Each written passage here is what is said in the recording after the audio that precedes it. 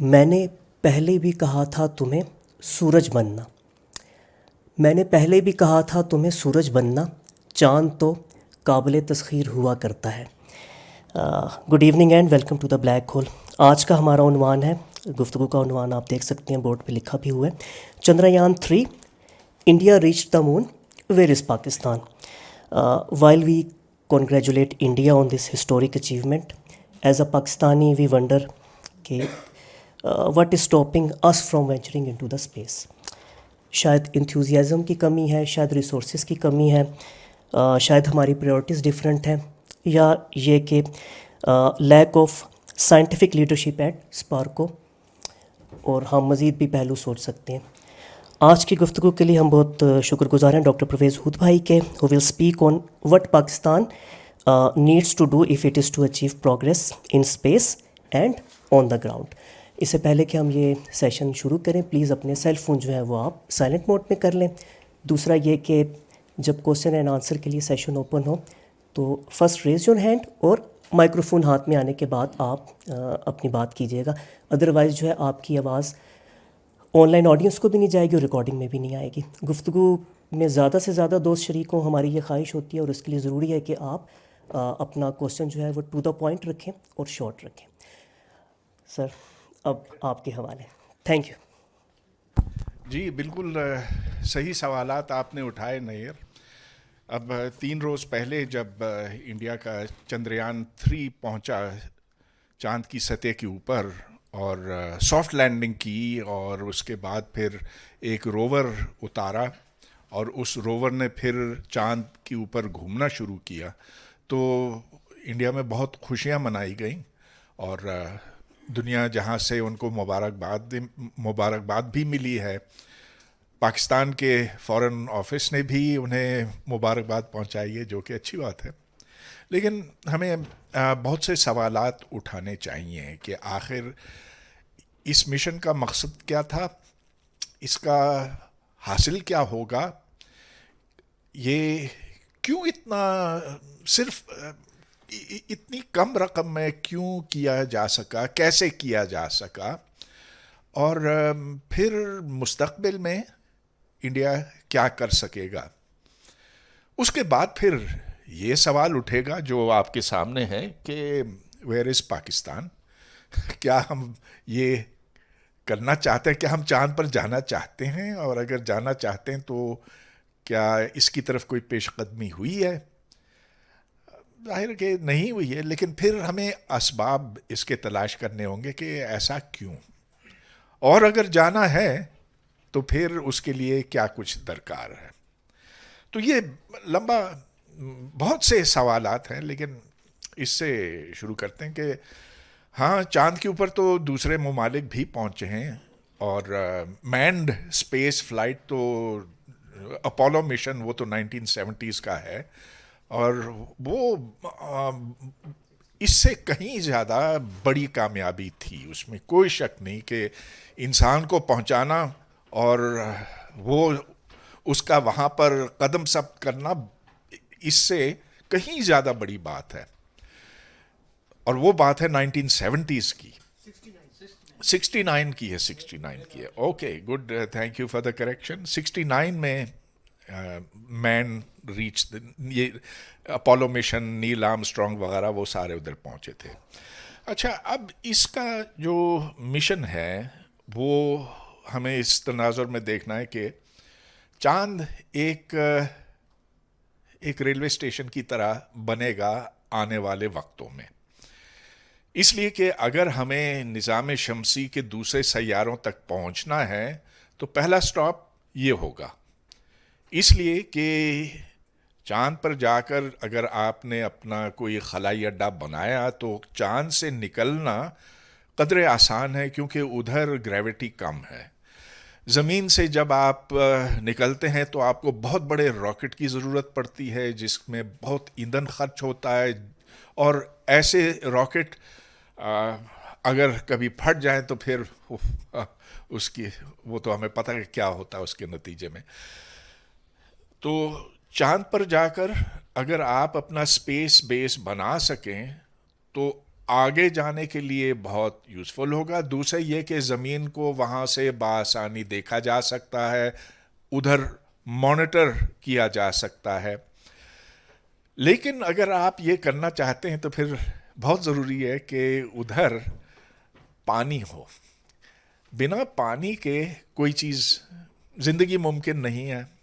खलाई नवर्दों को भी इसी की ज़रूरत है। और पानी एक तो ये कि ज़िंदगी के लिए ज़रूरी है, दूसरे ये कि रॉकेट फ्यूल उससे बन सकता है, क्योंकि आप हाइड्रोजन और ऑक्सीजन को अलहदा करके एक इन दो गैसेस को जब आप जोड़ेंगे तो उससे फिर एनर्जी पैदा होगी और उससे वो रॉकेट फ्यूल खुद है।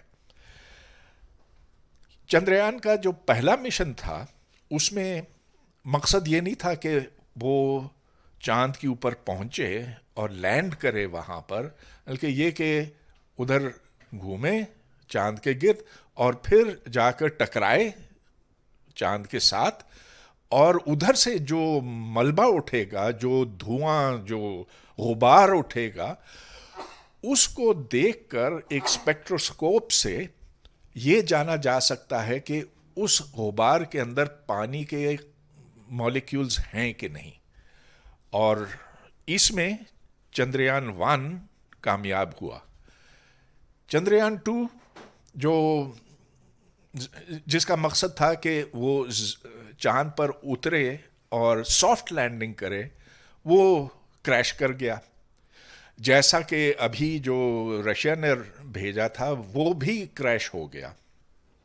चलिए, तो अब इस दफ़ा खुशियाँ इसलिए मनाई जा रही हैं इंडिया में कि अब ये सॉफ्ट लैंडिंग हुआ वहाँ पे और अब रोवर भी उनका निकल पड़ा। इससे पहले कि मैं दूसरे सवालात की तरफ आऊँ जिनका मैंने अभी जिक्र किया, हम एक छोटी सी वीडियो देखेंगे जो Indian space research organisation ISRO की बनाई हुई है, और देखेंगे कि वो क्या दावा करते हैं और फिर इसको इवैल्यूएट करना है कि ये कितनी बड़ी कामयाबी है। तो ये ज़रा लगा दीजिए इधर। ये एक बहुत लंबी वीडियो है, कोई 1.5 घंटे की, जिसमें से मैंने सिर्फ कोई 4.5 मिनट निकाला है। तो बस कुछ कुछ पॉइंट्स उसके अंदर दिखाई देंगे, और ये अहम कई लिहाज से, तो ज़रा आप देख लीजिए, इसके ऊपर फिर हम गौर करेंगे। और अच्छा, चलिए देखते हैं। Today we shall be witnessing the final phase of the critical and most technologically challenging mission operations of Chandrayaan 3, wherein the lander module will be making a safe and soft landing on the surface of the moon. These display screens show the countdown to the power descent start as well as the path that will be followed by the lander module. We are 18 minutes away from the commencement of power descent. India is at the brink of creating history as we all await with bated breath to witness the landing on Moon's south polar region. धन्यवाद आरुषि। अगर मैं सही मायने में कहूं तो अंतरिक्ष का कोई भी मिशन हो और चाहे किसी भी देश के द्वारा संचालित किया जा रहा हो, इसरो मिशन के निश्चितता और अनिश्चितता के बीच बहुत ही महीन अंतर होता है, जिससे कि एक मिशन सफल या असफल होता है। लेकिन ना हम थके ना हम हारे। हमने पिछली कमियों को सुधारते हुए आज पूरी तरह से आश्वस्त किया है कि लैंडर मॉड्यूल निश्चित तौर पे चंद्रमा के सतह पर सेफ और सॉफ्ट लैंडिंग करेगा। सभी दर्शकों के जानकारी के लिए अब हम इसरो के अब तक के सभी लूनर मिशंस को संक्षिप्त विवरण प्रस्तुत करेंगे। जी हाँ, इसरो का पहला मून मिशन चंद्रयान 1 अक्टूबर 2008 में PSLV रॉकेट के द्वारा सफलतापूर्वक प्रक्षेपित किया गया था। चंद्रयान 1 ने चंद्रमा के सतह पर पानी की खोज करके पहले ही इतिहास रच चुका है। यही कारण है कि आजकल विश्व के तमाम अंतरिक्ष वैज्ञानिक और स्पेस एजेंसियां चंद्रमा को और करीब से जानने के लिए उत्सुक दिख रही हैं। अगर हम बात करें चंद्रयान 2 की, जो इसरो का दूसरा मिशन है, जुलाई 2019 में इसरो के सबसे ताकतवर रॉकेट LVM-3 द्वारा सफलतापूर्वक प्रक्षेपित किया गया था। और आज भी लगभग 4 साल बाद यह चंद्रमा के 100 किलोमीटर के सर्कुलर ऑर्बिट में घूमते हुए बहुत ही उत्तम क्वालिटी का डेटा प्रदान कर रहा है। मिशन के प्रारंभ में इसकी आयु 1 साल निर्धारित की गई थी, परंतु LVM-3 द्वारा बहुत ही सटीक इंजेक्शन और मिशन मैनेजमेंट की वजह से चंद्रयान 2 काफी लंबे समय तक कार्यरत रहेगा। अब तक चंद्रयान 2 चंद्रमा के लगभग सभी भागों का चित्र ले चुका है। इसका एक बहुत ही महत्वपूर्ण पेलोड OHRC यानी कि ऑर्बिटर हाई रेजोल्यूशन कैमरा विश्व का सबसे बेहतरीन कैमरा है, जो कि चंद्रमा की सतह का लगातार पिक्चर भेज रहा है। अब मैं ROC जी से निवेदन करूंगा कि वो आप लोगों को इसरो के वर्तमान मिशन चंद्रयान 3 के बारे में बताएं। The primary objective of Chandrayaan 3 mission is the demonstration of safe and soft landing on the lunar surface. This demonstration is a critical aspect for ISRO's future interplanetary missions. In addition to this, the mission objectives also include demonstration of roving capability and conduction of in situ scientific experiments on Moon's surface. Carried on the shoulders of India's heaviest rocket LVM-3 on the 14th of July, Chandrayaan 3 was placed in the precise elliptic parking orbit of size 170 by 36,500 kilometers. ISRO, in its mission plan of following the incremental trajectory approach, carried a total of 5 earthbound maneuvers. The fifth apogee raising maneuver, which took place on the 25th of July, placed the spacecraft in an orbit of 250 by 1,27,000 kilometers. At the early hours of 1st August, the translunar injection was carried out, after which the composite module began the final leg of its long journey of nearly 3,84,000 kilometers for its rendezvous with the Moon. The TLI was a key step in the mission, enabling the spacecraft to escape Earth's gravitational pull and travel to the Moon. An orbit of 288 by 3,69,328 kilometers was achieved at the end of the translunar injection. जी हाँ, translunar injection किसी भी interplanetary mission के लिए बहुत ही आवश्यक परंतु कठिन operation होता है। इस सफल मैन्यूवर के बाद चंद्रयान 3 पृथ्वी से दूर निकलकर चंद्रमा के प्रभाव क्षेत्र में एक हाइपरबोलिक ट्रैजेक्टरी के द्वारा पहुंचाया गया। पुनः 5 अगस्त 2023 को लूनर ऑर्बिट इंसर्शन के द्वारा चंद्रयान 3 को 160 किलोमीटर के पेरीलून और 18,000 किलोमीटर के अपोलून के साथ चंद्रमा के इलिप्टिकल ऑर्बिट में स्थापित कर दिया गया। इस दौरान चंद्रयान 2 और लैंडर मॉड्यूल की आपस में बातचीत भी हो चुकी है। और संक्षेप में अब तक की यात्रा की बात करें तो लैंडर मॉड्यूल अब तक 21 बार पृथ्वी के और लगभग 120 बार चंद्रमा का चक्कर लगा चुका है। कुछ बातें तो मैं आपको बता चुका हूँ कि इसका मकसद क्या था, कि पानी तलाश किया जाए। इसके ऊपर फिर मुख्तलिफ़ किस्म के इक्विपमेंट भी हैं, स्पेक्ट्रोस्कोप्स हैं, मुख्तलिफ़ रेडार्स हैं, और असल बात यह है कि इसमें एक रोवर है जो ज़मीन से मिट्टी खींचेगा और फिर उसका तज्जिया करेगा। बहुत से सवालों में से एक सवाल ये है कि ये इतना सस्ता कैसे हो सका, और उसका जवाब ये है कि इन्होंने एक तरीक़ा इस्तेमाल किया जिसे स्लिंग शॉटिंग कहते हैं। अच्छा, अगर आप ज़मीन से यहाँ बाहर खड़े होकर एक ऊपर पत्थर फेंके और कुछ वक्त के बाद वो जाएगा, वो ऊपर जाएगा, फिर नीचे आ जाएगा। जितना ज़ोर से आप फेंकेंगे इतना ऊपर जाएगा। अगर आपने उसको एक एंगल पे फेंका तो वो फिर जाकर ऐसे गिरेगा, पैराबोलिक शेप पे गिरेगा। इन्होंने जो तरीक़ा निकाला वो ये कि एक छोटा रॉकेट इस्तेमाल किया जिसको इन्होंने ऑर्बिट में डाल दिया ज़मीन के गिर्द, और फिर कुछ देर के बाद उसके ऑर्बिट को छेड़ते रहे, जिसका नतीजा ये हुआ कि वो एक एलिप्टिकल, एक बैज़वी मदार में घूमने लगा। और फिर जो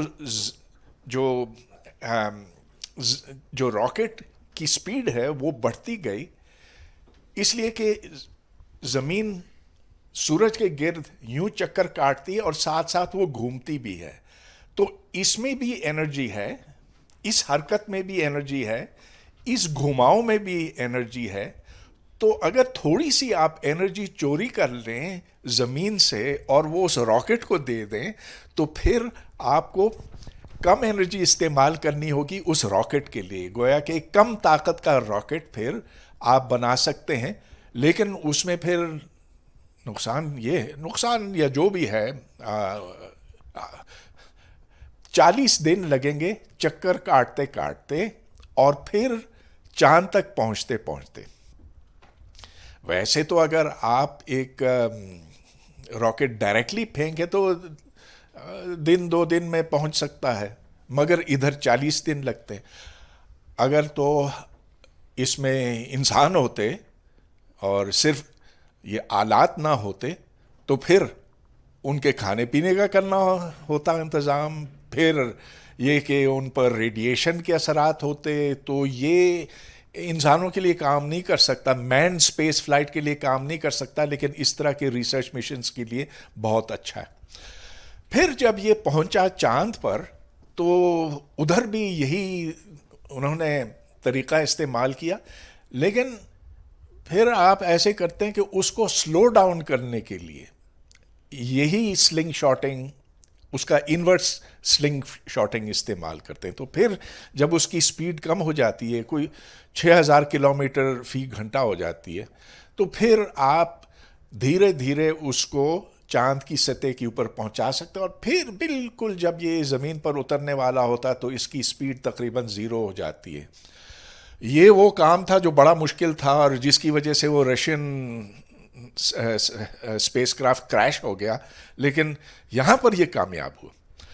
अच्छा, चलिए हम मुख्तसरन ये सवाल उठाते हैं कि ऐसे स्पेस मिशन के लिए किस किस्म के स्किल्स, किस किस्म की टेक्नोलॉजी दरकार है।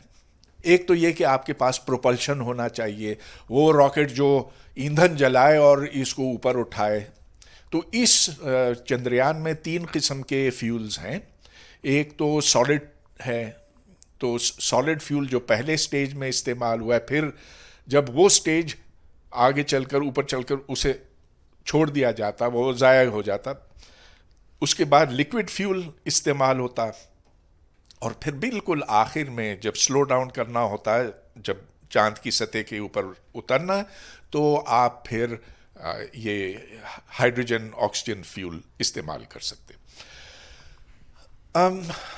किस किस्म की टेक्नोलॉजी चाहिए? देखिए, ये सारी टेक्नोलॉजीज मौजूद हैं। रॉकेट प्रोपल्शन तो वर्ल्ड वॉर 2 में इस्तेमाल होने लगा था, और ये जो इसका बहुत बड़ा माहिर था वर्नर फॉन ब्रॉन कहते हैं जर्मन में, तो उसने ये सीखा कि रॉकेट फ्लाइट को कैसे आप कंट्रोल कर सकते हैं।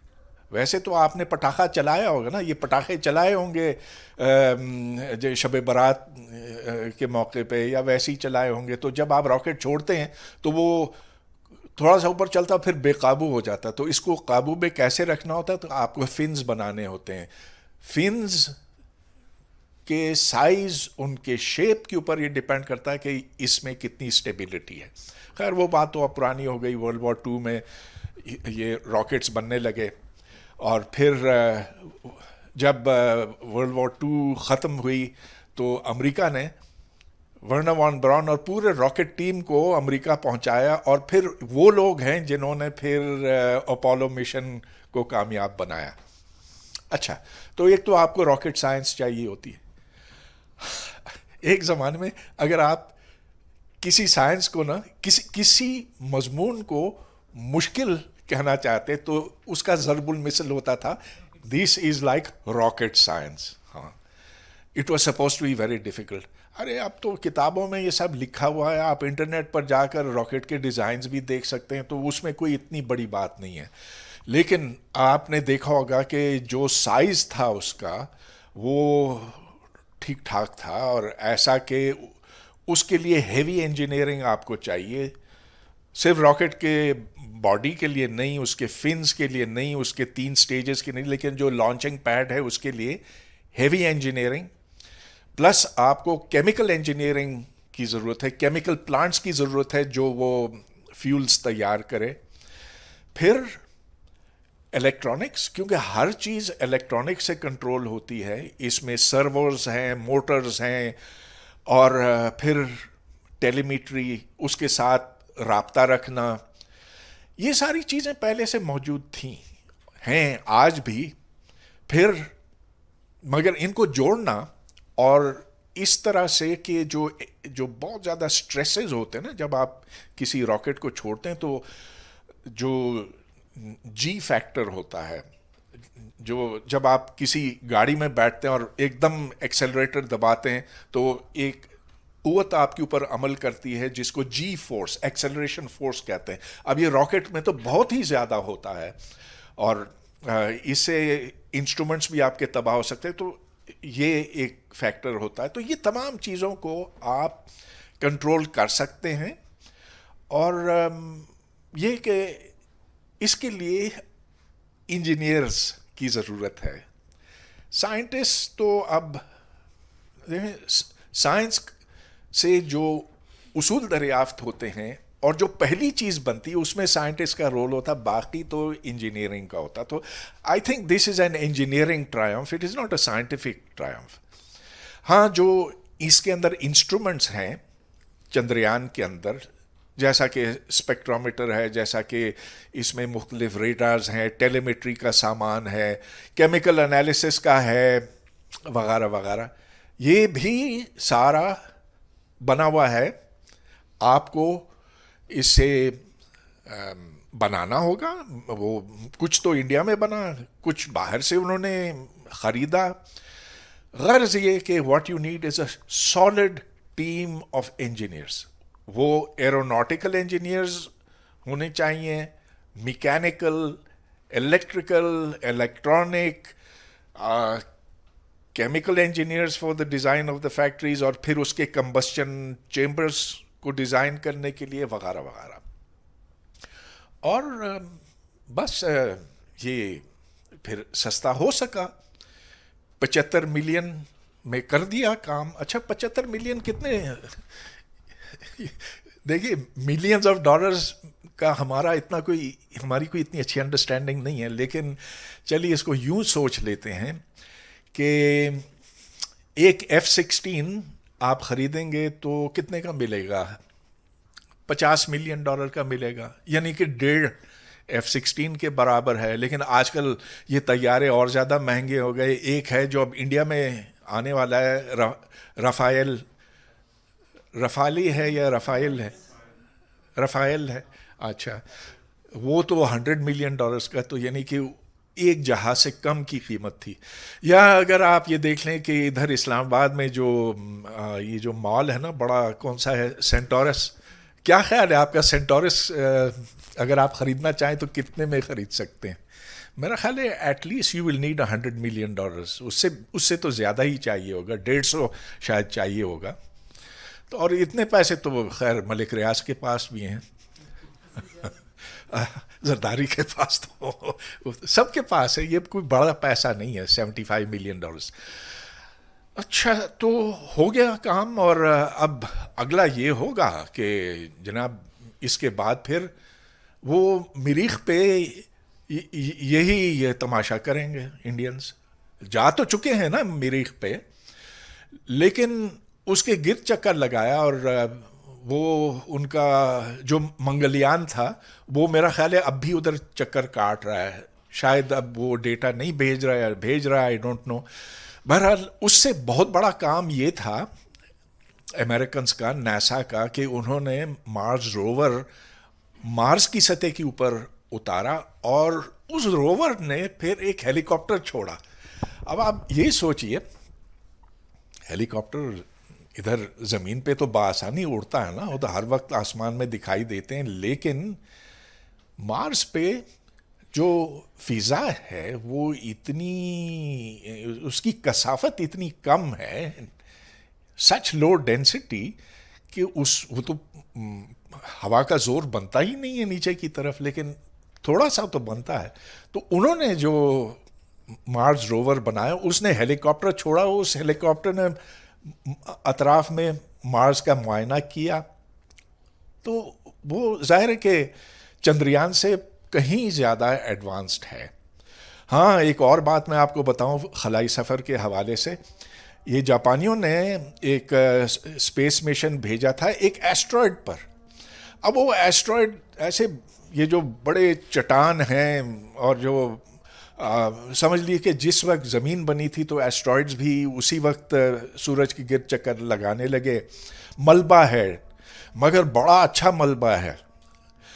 اس میں آپ کو سونا چاندی وہ تو کم لیول کے ہیں لیکن پلیٹنم بھی آپ کو مل سکتا ہے اور دیگر قیمتی معدنیات مل سکتی ہیں.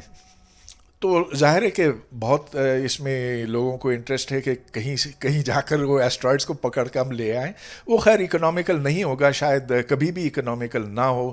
ہاں اگر چاند کے اوپر آپ نے اپنا بیس بنا لیا تو پھر شاید یہ بات صحیح نہ ہو، پھر یہ یوزفل ہوگا. بہرحال تو جو جاپانیوں نے کیا وہ اپنا خلائی جہاز لے گئے ایک ایسٹرائڈ کے اوپر، اس ایسٹرائڈ کے اوپر اترے. یہ آٹومیٹک ہے، روبوٹس ہے. روبوٹ نے جا کر اس سے سیمپل کھرچ کر نکالا اور وہ سیمپل پھر جاپان پہنچایا گیا اور وہ اب ان کے پاس ہے اور اس کا وہ کیمیائی تجزیہ کر رہے ہیں. تو اگر دیکھا جائے سائنٹیفک اچیومنٹ کے اعتبار سے وہ زیادہ ہے بنسبت منگلیان کے، مگر دیکھیے نہیں ہاں چندریان کے. منگلیان تو خیر ایک اور ہی کیٹیگری میں. بہرحال یہ تو بہت ہی بڑے کام ہیں جو ہندوستان نے کر کے دکھائیں. It is the 4th country to have reach the moon on the south pole. اچھا یہ ذہن میں آپ کے ذہن میں یہ سوال اٹھا ہوگا کہ 3 مشنز تو ہوئے جو شمالی قطب پہ پہنچے، تو جو جنوبی قطب ہے چاند کا اس کی کیا خاص بات ہے؟ خاص بات یہ ہے کہ وہ بڑا پتھریلا ہے، اس پر ٹیلے ہیں، اس پر پہاڑ ہیں، کریٹرز ہیں. یہ جب کوئی میٹیورائٹ آ کے ٹکراتا ہے چاند کے ساتھ تو پھر ادھر ایک کھڈا ہو جاتا ہے اور اس جگہ پر اترنا خطرناک ہے. مثال کے طور پر آپ اگر پہنچتے ہیں کسی کلف کے اوپر اور تھوڑا سا ادھر ہو جائے تو بس آپ کا روور جو ہے وہ تباہ ہوگا. سو اٹ واز اسی لیے جو بھی مون لینڈنگز ہوئی ہیں وہ نارتھ کی طرف ہوئی ہیں، ساؤتھ کی طرف نہیں ہوئی ہیں.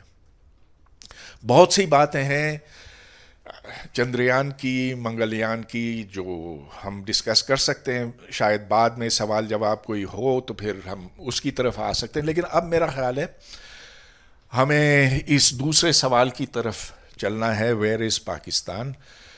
تو میرا خیال ہے کہ اس وقت اگر وہ 2-4 سلائیڈز ہیں میرے پاس وہ دکھا دیے جائیں تو اچھا ہوگا. میں نے آج صبح جا کر گوگل کیا سپار کو اور جو میرے پاس معلومات ہیں بس وہ اسی سے میں نے لی ہیں. مسئلہ یہ کہ اس کے علاوہ اور کچھ ہے ہی نہیں. So whatever I am going to show you is all that I can find on Google. اچھا یہ 1962 کی تصویر ہے اور یہ رہبر 1 راکٹ کہلاتا ہے جو سونمیانی بیچ کراچی کی جو نزدیک ہے ادھر سے یہ لانچ کیا گیا تھا. اینڈ دس از جون اور جولائی آف 1962. اس کے کچھ ہی وقت کے بعد، مہینے کے بعد، پروفیسر عبدالسلام آئے تھے کراچی اور میں نے پہلی بار ان کو وہاں دیکھا تھا.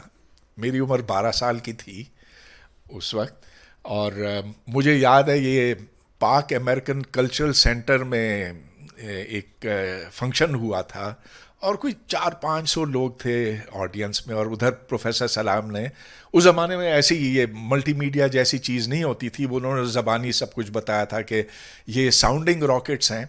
और उसका किस्सा कुछ ये है कि आपको पता है कि अब्दुल सलाम अयूब खान के, जनरल अयूब खान के साइंसी मुशीर थे। अयूब खान का मार्शल लॉ लगा था सन 58 में, 1958 में। तो उसके बाद अब अयूब खान ने इन्हें अपना साइंटिफिक एडवाइज़र बनाया और इनको ले गए थे जिस वक्त Eisenhower, general Dwight Eisenhower was president of the United states. तो आइजनहावर ने कहा कि हमारा एक स्पेस प्रोग्राम है, let's see if Pakistan is interested in participating in that. तो अब्दुल सलाम उस वक्त अयूब खान के साथ थे, उन्होंने कहा यस ऑफ कोर्स। तो फिर उस ज़माने में ये इस तरह के रॉकेट्स इस्तेमाल होते थे अपर स्पेस करंट्स, अपर एटमॉस्फेयर जांचने के लिए। तो इस सुपार को देखिए, इसका नाम क्या है, space and upper atmosphere research, क्या है सुपार? Organisation, thank you. तो इसमें होता ये था कि इसमें इधर यहाँ पर सोडियम का एक कंपाउंड होता था, और जब ये रॉकेट एक ख़ास ऊंचाई पे पहुंचता था तो वो फिर डेटोनेट हो जाता, फट जाता था, और सोडियम के जो वेपर्स हैं वो फिर फिज़ा में फैल जाते थे। अब ऊपर जो है, आपको पता है कि हवा की रफ्तार बड़ी तेज़ होती है, कोई 100 किलोमीटर फ़ी घंटा हो सकती है, 200 किलोमीटर फ़ी घंटा हो सकती है। ये जो पैसेंजर प्लेन्स हैं वो उसका फ़ायदा भी उठा सकते हैं कि अगर उसके साथ साथ चलें तो आप जल्दी पहुंच सकते हैं। बहरहाल ये एक रिसर्च इशू था, mapping the speeds of winds in south Asia. तो उसके तहत ये हुआ। अब ये रॉकेट तो अमेरिकन का दिया हुआ था, उनका बनाया हुआ था। ये सोडियम मुझे पता नहीं कहाँ से, मेरा ख्याल है कनाडा से लिया, इधर उधर से। जो लॉन्चर है ये इधर बना था, और कुछ वक्त पहले, कोई मेरा ख्याल है चंद महीना पहले, इसी हॉल में, ब्लैक होल में, डॉक्टर तारिक मुस्तफ़ा आए थे। उन्होंने एक लेक्चर दिया था क्योंकि वो इस लॉन्च में शरीक थे। तो बहरहाल 1962 की बात है, और उसके बाद 2-4 और रॉकेट छोड़े इन्होंने, कुछ डेटा लिया, वो डेटा अमेरिकन्स को दिया, मगर रॉकेटरी में उससे आगे कुछ हुआ नहीं। जब इंडिया पाकिस्तान की जंग हुई, उसके बाद फिर ये ख्याल आया कि हमें मिसाइल की ज़रूरत है, मगर बजाय इसके कि रिसर्च करते रॉकेटरी के ऊपर, पाकिस्तान ने चाइना से M11 मिसाइल्स लिए और नॉर्थ कोरिया से नोडोंग मिसाइल। पहले का नाम शाहीन रख लिया, दूसरे का नाम गौरी रखा, और इस तरह से फिर रॉकेटरी में तो शामिल हो गए, लेकिन वो अपनी इंजीनियरिंग नहीं थी। हाँ, इंजीनियरिंग इस हद तक कि अब चूंकि बहुत सिंप्लीफाई हो चुका है सब कुछ, आपको टेक्स्ट बुक्स में भी रॉकेटरी के उसूल मिल जाते हैं, तो आप एक पैरामीटर को अब अगर तब्दील करें तो आप कंप्यूटर पे देख सकते हैं कि उसका असर क्या होगा, उसकी स्पीड, उसके दूसरे कैरेक्टरिस्टिक्स के ऊपर। अच्छा, तो अब हाँ, ये एक और जितने मुझे सुपार्को के मिले ना, जो कोई भी ताल्लुक़ रखते हैं, तो वो मैंने आज आपको, वो मैं आपको आज दिखाऊंगा।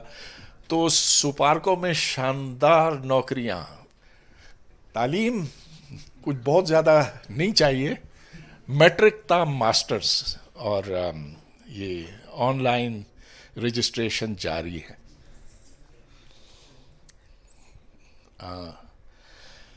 चाइना के साथ तो खैर जो हमारा रहा है आपस का रिश्ता, वो कोई ढका छुपा नहीं है। यहाँ आप देख रहे हैं कि बीच में हसन इकबाल खड़े हैं और 2 चाइनीज़ हैं और फिर बाकी हमारे अपने ही लोग हैं। और ये इसका साल इधर नहीं पता चलता कि व्हाट ईयर इट इज़। बहरहाल ये चाइनीज़ के साथ कोलैबोरेशन है जो है। चाइनीज़ ने हम पर ये मेहरबानी की कि उन्होंने कहा कि आप सैटेलाइट बनाएं, हम अपने रॉकेट के ऊपर उसे रखेंगे और फिर उसको ऑर्बिट में छोड़ेंगे, लेकिन सैटेलाइट की जिम्मेदारी आपकी होगी। एक दफ़ा वो लॉन्च हो गया, then it is your job to track it. तो पहला था बदर 1, दूसरा था बदर 2, 2 चक्कर लगाए या 3 चक्कर लगाए, उसके बाद फिर गायब हो गए। अब now it is space junk, we don't know where they are. और वैसे भी हो सकता कि गिर भी चुके हों, किसी को कुछ पता नहीं कि कहाँ है। जो पहला चेयरमैन था सुपार्को का, वो प्रोफेसर सलाम थे, और आज जो चेयरमैन है major general Aamir Nadeem, Pakistan army core of engineers के हैं। तालीम इनकी BS एरोनॉटिकल इंजीनियरिंग है और 3 स्टार जनरल हैं पाकिस्तान आर्मी के। तो हाँ, अब बेशक इसे ऊपर कर दूं। तो अब हम इस दर्दनाक हकीकत का सामना करेंगे कि इंडिया का जो प्रोग्राम है और जो इसरो है, उनका जो स्पेस का इदारा है, वो बाद में बना, सुपार्को पहले बना। हमारा ठीक ठाक एडवांटेज था, लेकिन अब देखें कि वो कहाँ और हम कहाँ। तो अब इसके असबाब हमें तलाश करने चाहिए। जैसा कि मैंने आपको बताया, इसमें कोई बहुत ओरिजिनल साइंस की ज़रूरत नहीं है। ये जो मंगलयान और चंद्रयान वगैरह हैं, लेकिन इसमें बड़ा आपका सॉलिड इंजीनियरिंग बेस होना चाहिए। इंजीनियरिंग के पीछे साइंसी उसूल हैं, लेकिन जब वो बेस आपका बनेगा तब और हर चीज़ मुमकिन हो सकेगी। अब ये देखें कि स्पेस तो एक चीज़ है ना, लेकिन और शोबों में अगर आप मुकाबला करें हिंदुस्तान और पाकिस्तान का, तो वही फ़र्क आता है, यानी कि ज़मीन और आसमान का फ़र्क आता है। अगर आप सॉफ्टवेयर के हवाले से देखें तो हमारी बरामदात सॉफ्टवेयर की पिछले साल $3 अरब थी, इंडिया की 180 अरब थी। गोया के 1 और 60 का तनासुब है। आबादी में 1 और 6 का है, लेकिन इसका मतलब ये कि फी कस वो 10 गुना ज़्यादा सॉफ्टवेयर एक्सपोर्ट करते हैं। यही बात हम फार्मास्यूटिकल्स के बारे में, अद्वियात के बारे में कह सकते हैं। अब इंडिया की जो अद्वियात हैं वो पूरी दुनिया में बिकती हैं। हमारी जो फार्मास्यूटिकल कंपनियां हैं वो माँ सिवाय एक कंपनी के, बाकी जो हैं वो सिर्फ पैकेजिंग करती हैं। तो ये जब आप जाते हैं ना किसी केमिस्ट की दुकान में और आपको फाइज़र दिखाई देता और ये सारे जो मुख्तलिफ मल्टी नेशनल्स के नाम दिखाई देते हैं, ये नहीं है कि वो अद्वियात यहाँ पर तैयार हुई हैं, ये है कि ان کو ان پڑیوں میں ڈالا گیا, ان ٹیبلٹس میں بھرا گیا, اور ٹیبلٹس ہی یہاں پر بنائے جاتے ہیں, اس کے اجزاء نہیں. گو کہ اجزاء بنائے جا سکتے ہیں اگر آپ کے پاس کیمیکل انجینئرز ہوں, بایو کیمسٹ ہوں, اور وہ ٹیکنیکل سکلز ہوں جو یہ انڈسٹری مانگتی ہے. ہیوی انڈسٹری کی یہی بات ہے. انجینئرنگ کا کوئی سا بھی شعبہ لے لیں, تو اب جیسا کہ یہ چندریان نے ثابت کیا کہ یہاں پر پاکستان میں انجینئرز اور سائنٹسٹ اور جو ٹیکنیکل لوگ ہیں ان کا فقدان ہے. اب آپ یہ کہیں گے جناب ادھر تو اتنی ساری انجینئرنگ یونیورسٹیاں ہیں, ادھر نسٹ ہے, ادھر جی آئی کے ہے, ادھر یو ای ٹی ہے, تو پھر ان سے کیوں نہیں ایسے ہوتا؟ جواب اس کا یہ ہے کہ اگر آپ کوالٹی کے اعتبار سے دیکھیں کہ ہمارا جو اسٹوڈنٹ نکلتا ہے ان انجینئرنگ یونیورسٹیوں سے, اس کا مقابلہ آپ کریں آئی آئی ٹی کے کسی ایک گریجویٹ کے ساتھ, تو پھر تو کوئی بات ہی نہیں بنتی. ان کو روٹین کا کام سکھایا جاتا ہے, ان کے پیچھے وہ میتھمیٹیکل بیس نہیں ہوتی, ان کو وہ اصول نہیں سمجھائے جاتے, یا یہ کہہ سکتا ہوں کہ ان اصولوں پر ان کا عبور حاصل نہیں ہے. لیکن فزکس میں, انجینئرنگ میں ہر پرابلم نیا ہوتا. یہ نہیں کہ اگر آپ ایف ایکولز ایم اے سیکھ لیتے ہیں, ایف ایکولز ایم اے تو کسی کو بھی آپ سکھا سکتے ہیں نا, آپ بھولیں گے تو نہیں ایف ایکولز ایم اے, لیکن اس کو اپلائی کرنا وہ ایک اور چیز ہے, بالکل ہی اور چیز ہے. تو پرابلم سالونگ میں ہم مار کھا گئے. اب پرابلم سالونگ میں یہ مار اس لیے کھائے کہ اس کے پیچھے تنقیدی سوچ ہوتی ہے, ہر چیز کو بہت باریک بینی سے دیکھنا, اسے پرکھنا. اس کے جب اصول آپ کے دماغ کے اندر آ کر بیٹھ جاتے ہیں نا, پھر آپ اس قابل ہوتے ہیں کہ اسے پھر اپلائی کر سکیں. اب جیسا کہ چلیے جو سلنگ شاٹنگ کا میں نے اصول آپ کو بتایا, یہ کوئی اتنا سمپل نہیں ہے. اس میں آپ کو یہ سمپل ہے بھی اور نہیں بھی ہے. It is just F equals M اے.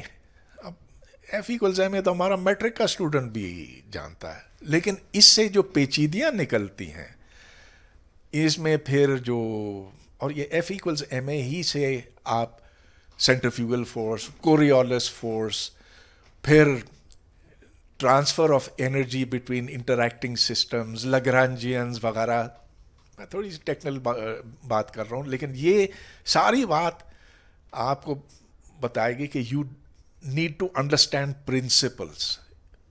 تو وہ چیز ہمارے ہاں نہیں ہوئی. اور جب ہم کہتے ہیں کہ سائنس کی ترقی کا انحصار اس پر نہیں ہے کہ آپ کے پاس آلات کتنے ہیں, سامان کتنا ہے, لیبارٹریاں کتنی ہیں, بلڈنگ کتنی بڑی آپ نے بنائی ہے, سائنس کی ترقی اس پر ہوگی اگر کھوپڑی میں, اس دماغ میں وہ صلاحیت ہو. وہ صلاحیت تو ہے, پیدائشی طور پر تو ہے نا, آپ میں اور مجھ میں اور سب میں, ان انڈینز میں بھی ہے, ہر ایک میں ہے, جاپنیز میں ہے, یہودیوں میں ہے. اچھا اب وہ دیکھیے یہ جو اسرائیل کی بات, اسرائیل ویسے اسپیس میں نہیں انٹرسٹڈ ہے, اس کے پرائرٹیز اور ہیں, لیکن انہوں نے جتنا سائنس پروڈیوس کیا ہے, جس سے ٹیکنالوجی بنی ہے, جس سے انہوں نے 400 اربوں کو زیر کیا ہوا ہے, اور بڑا دکھ ہوتا ہے مجھے یہ کہہ کر کہ فلسطینیوں کو بھی زیر کیا ہوا ہے, مگر وہ طاقت کہاں سے آئی؟ ادھر سے نا.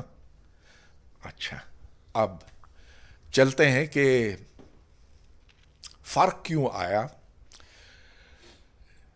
پاکستانیوں میں اور انڈینز میں. کیا یہ ہمیشہ سے تھا؟ نہیں نہیں نہیں، وہ جب آپ دیکھیں کہ 500-600 سال پہلے تو سائنس جیسی چیز تو ہوتی بھی نہیں تھی. سائنٹسٹ کی اصطلاح جو ہے آپ کو پتہ ہے کب بنی؟ صرف کوئی 300-350 سال پہلے. اس سے پہلے کوئی پروفیشنل سائنٹسٹ تو ہوتے بھی نہیں تھے. There was no concept of a scientist in the world. تو یہ بہت ہی ابھی کی بات ہے. اچھا، اس وقت 300 سال پہلے یورپ میں ایک بہت زبردست فکری انقلاب آیا تھا. ہر چیز پر سوال کرنا ہے، ہر چیز کا سبب ڈھونڈنا ہے. سبب اور مسبب میں رشتہ ڈھونڈنا ہے، جس کو انگریزی میں کاز اینڈ ایفیکٹ کہتے ہیں. اب وہ کاز اینڈ ایفیکٹ سائنس کی بنیاد ہے. وہ فکری انقلاب جو یورپ میں آیا، اس کے اثرات اس بر صغیر پر پہنچے جب انگریز یہاں پہنچا. جس زمانے میں وہاں ٹیلیسکوپ بن رہا تھا، مائکروسکوپ بن رہا تھا، طرح طرح کے سائنٹیفک ایکسپیریمنٹس کیے جا رہے تھے، تو ادھر مغلوں کا دور تھا. تو جب ادھر کا، آپ کو پتہ ہے کہ برٹش ایسٹ انڈیا کمپنی کے بلبوتے پہ انگریز یہاں پر داخل ہوا، اور وہ تو تجارت کے بہانے، لیکن پھر آہستہ آہستہ وہ اپنی جگہ بناتا چلا گیا. بہرحال وہ مغل دربار میں بھی پہنچ گئے اور انہوں نے کہا کہ ہم یہ سائنسی تحفے لائے ہیں آپ کے لیے، یہ اینک ہے، یہ ٹیلیسکوپ ہے، یہ مائکروسکوپ ہے، یہ فلاں ہے فلاں ہے. طرح طرح کے میجرنگ انسٹرومنٹس لائے تھے. تو یہ جہانگیر بادشاہ تھا اس وقت، اس نے کہا کہ ہاں بڑی اچھی، بہت دلچسپ چیزیں ہیں یہ. ہاں یہ اینک کتنے کی ہے؟ کوئی قیمت بتائی ہوگی. انہوں نے کہا اچھا 10 لے لیتے ہیں، 20 لے لیتے ہیں، جو بھی ہے. بڑا ایک فیشن بن گیا اس زمانے میں یہ اینک لگانے کا.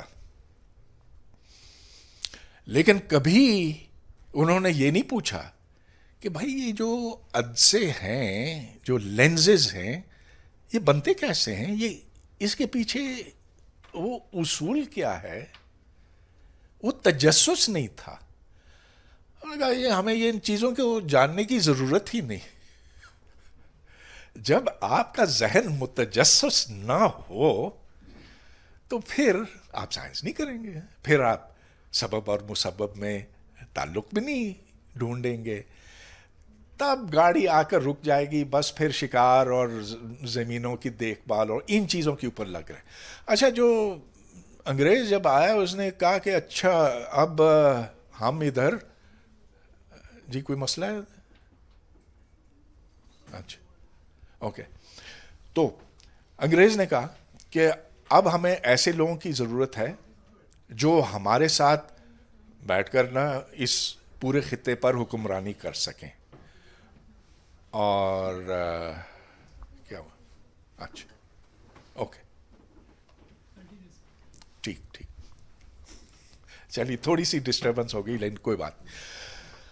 انگریز نے کہا کہ ہمیں ایسے لوگوں کی ضرورت ہے جو پڑھے لکھے ہیں، اور پڑھے لکھنے کا مطلب ہے انگریزی بول سکتے ہیں، انگریزی سمجھ سکتے ہیں، سائنس جانتے ہیں، جغرافیہ جانتے ہیں، ریاضی، حساب کتاب، یہ سب کچھ آنا چاہیے.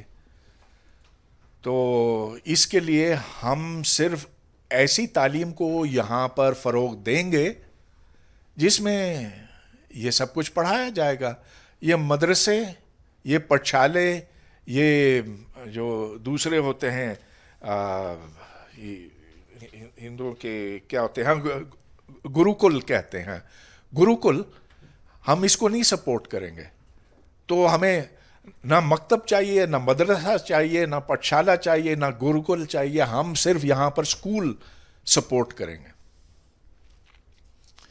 ہندوؤں میں بھی اس کی مخالفت ہوئی، لیکن ہندوؤں کے اندر، ان کی سوسائٹی کے اندر جگہ جگہ ایسی اصلاحی تحریکیں تھیں، جیسا کہ راجا رام موہن رائے کی تھی، جیسا کہ وہ برہمو سماج کے تھے، پھر ایشور چندرا نام مجھے یاد آ رہا ہے، اور ایسے لوگ تھے، وہ بہت کامیاب ہوئے. انہوں نے کہا کہ دیکھو اب وقت آ گیا کہ ہمیں زمانے کے ساتھ ساتھ چلنا ہے. ہم یہ جو پرانی روایات ہیں یہ ہمیں لے ڈوبیں گی.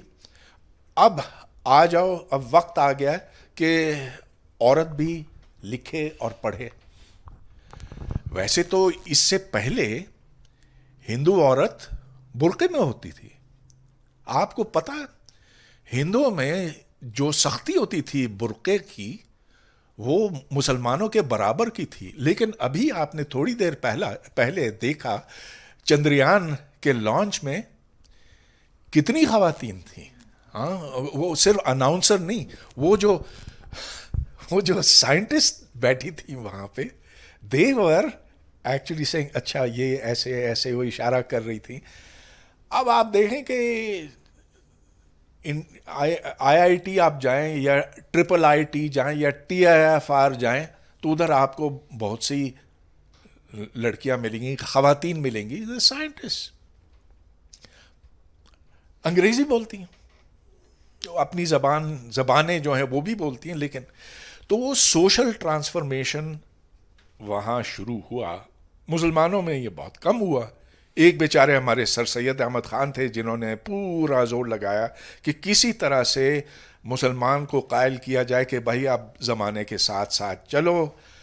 یہ کافی نہیں ہے کہ بس تم قرآن ہاتھ میں لو اور صبح و شام بس نمازیں پڑھتے رہو، اب جا کر کچھ سیکھو.